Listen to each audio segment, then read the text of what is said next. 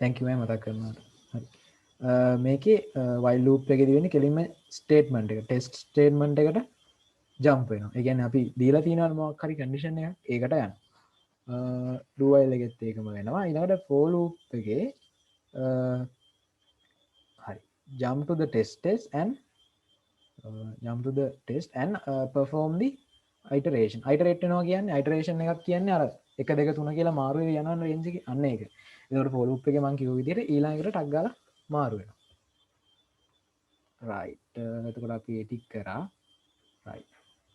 මෙන්න මේ ටික කරගන්න පුළුවන් හොඳයි. මම මේ exercise ටිකත් එක්ක මේ slide ටික දාන්නම්. ඕගොල්ලෝ මෙන්න මේ ප්‍රශ්න ටික පොඩ්ඩක් ගෙදෙද්දි කරන්න. මේ තියෙන prime numbers කියන්නේ මේ මොනවාද ප්‍රථමක සංඛ්‍යා ටික. 1 ඉඳලා 100 වෙනකම් ප්‍රථමක සංඛ්‍යා ටික පොඩ්ඩක් හොයන්න ගහන්න කෝඩ් එකක්. එතකොට ඔය ටික පුළුවන්. right. ඊළඟට අපි යන් ඊළඟ එකට. ඊළඟ එකේ තියෙනවා numbers list. මම ඕගොල්ලන්ට list ගැන පොඩ්ඩක් කරන්න ඕන. හරිද? list කියන එක පොඩ්ඩක් කරලා මම නවත්තනවා. එතකොට ඉතුරු ටික ඕගොල්ලන්ට කැම්පස් එකෙන් අල්ලගන්න පුළුවන්. ඇත්තට මේ ටික දාලා දුන්නා කියන්නේ ඉතුරු ටික ඕගොල්ලන්ට නිකම්ම කෙරෙනවා. හරි. මම list වලින් පටන් ගන්නම්කෝ දැන්. right. ඔන්න දැන් අපි යන්නේ list වලට. list එකක් කියන එක මම එදා පොඩි ආරම්භයක් අරන් දුන්නා. හරි. අපිට පුළුවන් list එකකට නමක් දාන්න අර වගේ. මම දාගන්නවා list 1 කියලා. ඕගොල්ලන්ට simple list දාන්න බෑ. තේරුණානේ? දම් පාට වෙනවා. ඒක reserved word එකක්, keyword එකක්. ඒව දාන්න බෑ. list දාන්න පුළුවන්. list 1 ඔහොම එකක් දාන්න පුළුවන්. හරි. capital L නිසා වෙනස් වෙනවා. list එක හදන්නේ මේමයි. අතුලට දාගන්න පුළුවන්. කොටු වරහණක් ඇතුලේ තමයි අපි වැඩ ටික කරන්නේ. මේක ඇතුලේ තමයි අපි ඕනි කරන දේවල් දාන්නේ. අපි හිතමු ලකුණු ටිකක් ස්ටෝර් කරගන්න ඕනි කියලා. අපි දානවා ලකුණු ටික. ලකුණක් ගැහුවා කමාවක් දැම්මා. ලකුණක් ගැහුවා කමාවක් දැම්මා. ලකුණක් ගැහුවා කමාවක් දැම්මා. ඔහොම දාන්න පුළුවන්. නැත්නම් අපිට වචනයක් දාන්නත් පුළුවන්. right. කිසි අවුලක් නැහැ. ඔක ඇතුලේ ඔය විදිහේ වචනයක් දාන්නත් පුළුවන්. හරිද? ඔන්න ඕක තමයි අපි list එකක් කියන්නේ. එතකොට list එකකට නම දාන්න ඕනි. සමාන ලකුණක් දාන්න ඕනි. කොටු වරහණ ඇතුලේ ඔහේ ගහගෙන යනවා.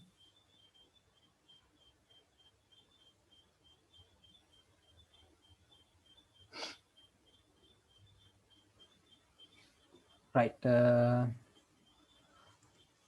ඊට පස්සේ මෙන්න මේව දේවල් කරන්න පුළුවන්. හරි. දැන් අපි ගත්තොත් එහෙම මම මෙතන ඇඳලා පෙන්නන්නම්. මම කිව්වනේ string එකක් ගත්තට පස්සේ string එකක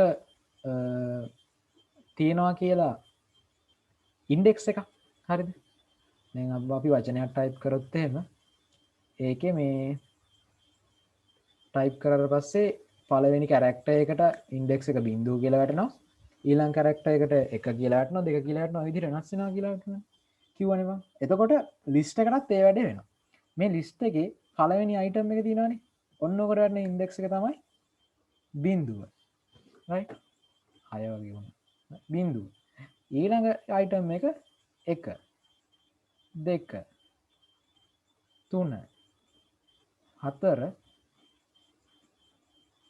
5. ඔන්න ඕක තමයි කතන්දරේ. එතකොට ඔන්න ඔය විදිහට ඉන්ඩෙක්ස් වෙලා තියෙනවා අනිවාර්යෙන්. එතකොට අපිට කියන්න පුළුවන් අපිට ඉල්ලන්න පුළුවන් අපි හිතමුකෝ අපිට 34 print කරන්න ඕනේ කියලා.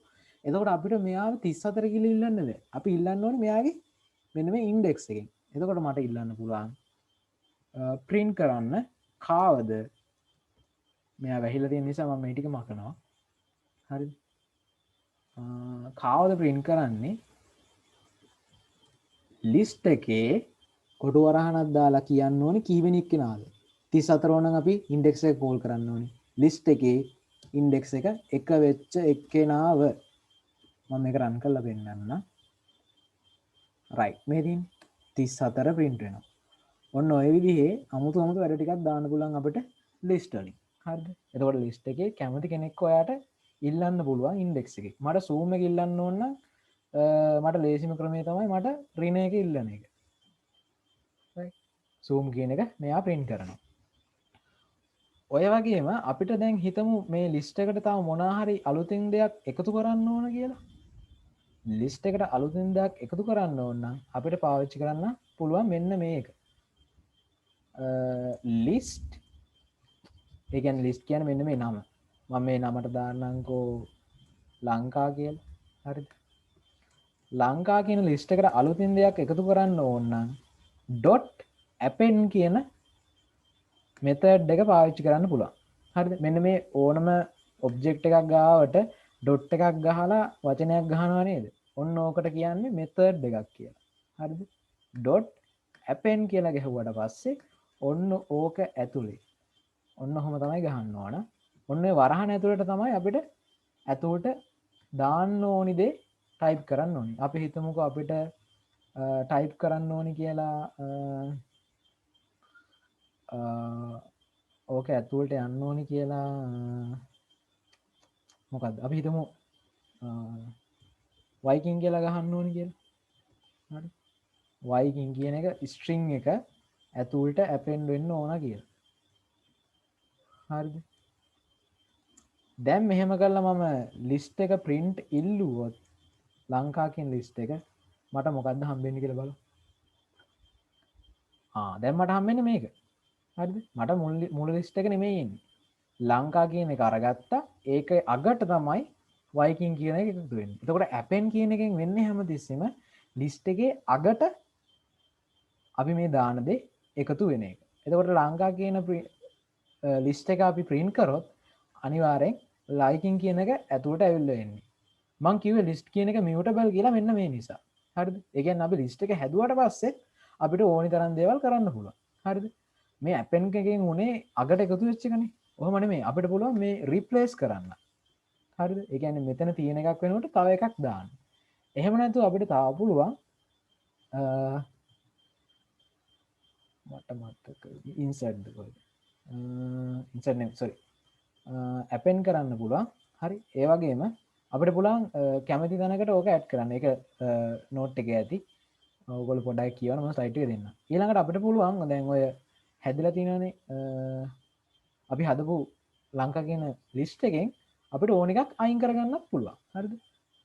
ඕකේද තියෙනවා remove delete pop කියලා එක එක ක්‍රම තියෙනවා. හරි. ඒ ටික අර ස්ලයිඩ් එකේ ඇති. ඒක බලා ගන්න. හැමදේම කියන්න අමාරුයි. හරිද? pop කියන එක දුන්න ගමන් වෙන්නේ ලංකා කියන ලිස්ට් එක අරගත්තා. ඕකේ අග තියෙන එක අයින් කරනවා. අපි ඒක රන් කරලා බලමු. right දැක්කනේ zoom කියන එක දැන් නැහැ. දැක්කනේ ලංකා කියන ලිස්ට් එක ගත්තා. අග තියෙන වචනේ අයින් කරා. අයින් කරලා print කරා. එතකොට zoom කියන වචනේ මේකේ නැහැ. එතකොට මම කලින් කිව්වේ මොකද්ද? append. දැන් කිව්වා pop. හරිද? ඔය වගේ මෙතඩ් කෑලි ගොඩාක් තියෙනවා. ඒ ඔක්කොම අර සයිඩ් වල තියෙනවා. මට දැන් හැමතිස්සෙම හැම එකම මේ ටයිප් කර කර දාන්න බැහැ. ඔයගොල්ලෝ ඒක තනියම පුරුදු වෙන්න. ලොකු දේවල් නැහැ. මාළු දේවල් නැහැ. මේක ගහලා පෙන්නන්න. ගහලා බලන්න. මතක නැත්තම් ආයි try කරලා දාන්න. try කරලා බලන්න. හරි. ඊළඟට ඕකේ වැදගත් දේ තමයි අපිට ලිස්ට් එකකට ලූප් එකක් පාවිච්චි කරන්න පුළුවන්. හරිද? අපිට හිතන්න ලිස්ට් එකේ තියෙනවා පිළිවෙලට පල්ලෙහාට print වෙලා ඕනේ නම් අපිට for loop එකක් මේකට පාවිච්චි කරන්න පුළුවන්. කොහොමද for loop එක පාවිච්චි කරන්නේ? for මෙන්න මෙතෙන්ට ඕන එකක් පාවිච්චි කරන්න පුළුවන්. I නැත්තම් item වචනයක් හරි ඕන එකක් දාන්න පුළුවන්. මම දානවා I in මොකේද? අපි අදින්නේ ලංකා කියන ලිස්ට් එකෙන්. එතකොට ලංකා කියන ලිස්ට් එක ඇතුලේ තියෙන මේ I කියන එකෙන් කියන්නේ ලංකා කියන ලිස්ට් එක ඇතුලේ තියෙන ඕනම data එකක්. for I in ලංකා මම print කරනවා. print කරන්නේ I. දැන් බලමු මොකද වෙන්නේ කියලා. right මේ වෙන්නේ ගානට 23 34 45 56 word zoom කියන මේ ඇතුලේ තියෙන ඔක්කොම ටික පෙළි වෙලට වැදුනා. එතකොට මොකද වෙලා තියෙන්නේ? මේ I කියන එක කෙනා මොකද වෙන්නේ? ලංකා කියන ලිස්ට් එක අරගෙන මුලින්ම 23 අරගෙන 23 I කරනවා. එතකොට I print කරනවා. ඒ කියන්නේ 23 print වෙනවා. ඊළඟ එකට යනවා. 34 ගන්නවා. 34 print කරනවා. 45 ගන්නවා. 45 print කරනවා. 56 ගන්නවා. 56 print කරනවා. word print කරනවා. zoom print කරනවා. ඔය විදිහට පිළිවෙලට ලිස්ට් එකක් අපිට ලූප් එකකින් print කරන්න පුළුවන්. තව අපිට ලස්සන වැඩක් කරන්න පුළුවන්. හිතමුකෝ අපිට ඕන 34කින් ඉලක්කම මේක ඇතුලේ තියෙනවද කියලා බලන්න කියලා. අපිට බලන්න මෙන්න මෙහෙම දෙයක් කරන්න. for x සමානයි 34. sorry x සමානයි 34 කියලා අපි ඔබ්ජෙක්ට් එකක් හදා ගන්නවා. අපි බලනවා for I in Sri Lanka හරිද? if x සමානයි I නම් print කරන්න ඕන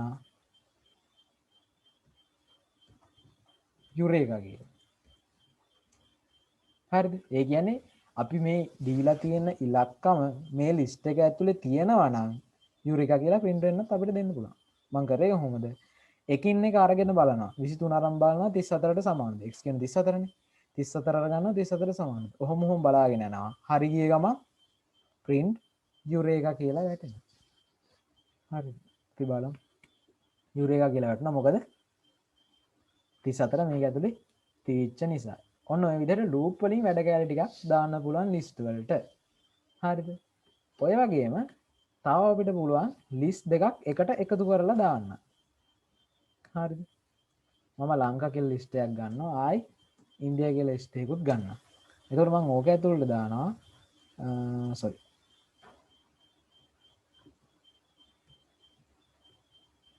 ඔන්න ඔය විදිහේ වචන ටිකක් මම ගහනවා. ගහලා මට පුළුවන් අලුත් ලිස්ට් එකක් හදන්න. කොහොමද? මම ගන්නවා x සමානයි ලංකා ධන ඉන්දියා කියලා ගහන්න. ගහලා මම x කියන එක print කරොත් මට එන්නේ ඔය ලිස්ට් දෙක එකතු වෙලා. sorry simple x නෙමෙයි capital X. right. මේ ආව අපිට. එතකොට අර දෙක එකතු වෙලා තනි ලිස්ට් එකක් හැදිලා එනවා. හරිද? ඔන්න ඔය වගේ අපිට ලස්සන වැඩ ටිකක් කරන්න පුළුවන් ලිස්ට් එකක් ගත්තාම. මේ ලිස්ට් කියන එක ඉස්සරහට ගොඩක් වැදගත් වෙනවා ඕගොල්ලන්ට ප්‍රෝග්‍රෑමින් වලට. මොකද අපි පන්තියේ ඉන්න ළමයින්ගේ ලකුණු ගාන ගත්තොත් එහෙම ඔය විදිහට ලිස්ට් එක ස්ටෝර් කරගෙන එයාලගේ නම් පිළිවෙලට අර for loop එකක් දාලා එළියට ඇදලා ගන්න පුළුවන්. ඔන්න ඔය වගේ ලොකු වැඩ ටිකක් අපිට ලිස්ට් වලින් කරගන්න පුළුවන්. ඒ වගේම තව අපිට ලොකුවට data ස්ටෝර් කරගෙන වැඩ කරන්න ඕනි වෙන කෝඩ් එකක් එහෙම ආවොත් එහෙම අපිට ඒකට ලිස්ට් කියන එලිමන්ට් එක දාගෙන සෑහෙන දුරට කෝඩ් එකේ දිග අඩු කරගන්න පුළුවන්. ඒක ඕගොල්ලොන්ට තව ටිකක් ඉස්සරහට යනකොට කෝඩ් එක වැඩ කරනකොට ඕගොල්ලොන්ගේ ඔළුවට යයි නිකම්. හරි එහෙනම් ඉතින් මම පුළුවන් තරම් දුරට මේ ටික කරා. මම ඕගොල්ලොන්ට මේ group එකේ දාන්නම් ඉස්සරහට ඕගොල්ලෝ තනියම වැඩ කරනවා නම් වැඩ කරන්න ඕනි බලන්න ඕනි වීඩියෝස් දෙක තුනක් එතකොට වැඩ කරන්න ඕනි link දෙක තුනක් මම ඕගොල්ලන්ට දෙන්න. ඉතින් හැමෝම මේකෙන් දෙයක් ගත්තනම් සතුටුයි. ඉතින් මොකද අපි ඇත්තටම නිකන් මේ දේ කරන්නේ අපි කිසිම ලාභයක් බලන්නේ නැහැ. හරිද? හැමෝම හම්බ කරන්න බලන කාලේ අපි මේ නිකන් මේ දේ කරන්නේ අපේ කට්ටිය එකතු වෙලා ඕගොල්ලෝ ගොඩ යන්න ඕන නිසා. හරි. ඉතින් වැඩක් ගන්නවා නම් ලොකු දෙයක්. හරි. මම ඉස්සරහට ඕගොල්ලෝ වැඩ කරන්න ඕනි link දෙක තුනකුත් දාන්න. හොඳ වීඩියෝස් තියෙනවා YouTube එකේ. හැමතිස්සෙම ප්‍රශ්නයක් ආවොත් සර්ච් කරලා බලන්න. ඕගොල්ලෝගේ හැම ප්‍රශ්නයකටම YouTube එකේ උත්තර තියෙනවා. බය වෙන්න එපා කිසි දෙයකට. මේ ඕගොල්ලෝ කැම්පස් ගිහිල්ලා හරි මොකක් හරි ප්‍රශ්නයක් කියන්නේ කෝඩ් සම්බන්ධයෙන් හරි මොකක් හරි අවුලක් ආවොත් ඔය group එකේ දාන්න. ලීව් වෙන්න එපා ඉතින්. ගොඩක් අය ලීව් වෙනවා මම දැක්කා මේ ඔකෙන් වැඩක් ගන්න පුළුවන් ඉස්සරහට. හරි එහෙනම් කට්ටිය පැටික් කරගෙන යන්න. ජය වේවා.